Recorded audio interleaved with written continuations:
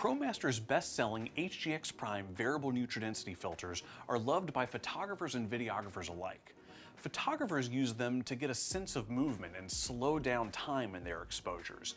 Videographers will use them to control their exposure, particularly on a bright sunny day where they want minimum depth of field and they need to control their aperture. Until now, HGX Prime VND filters have offered 1.3 to 8 stops of light control. Our new Extreme HGX Prime VNDs offer 5.3 to 12 stops of light control. There are times when you would want both filters in your camera bag. Being able to cover 1.3 to 12 stop of range gives you incredible amount of flexibility for both your photography and your videography.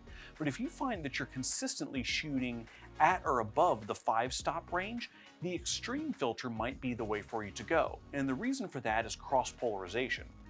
All variable nutridensity filters are subject to cross-polarization at higher densities. Our standard VND starts to give you that X pattern at about 4.3 stops. The Extreme version, however, doesn't create that cross-polarization pattern until you get to 8 stops, so you have a wider level of workable range without degrading your image quality, particularly when you're using a wide-angle lens. Like the original filters, these HGX Prime Extreme VNDs are made of an ultra-hardened, scratch-resistant glass that are coated 36 times with anti-reflective coatings.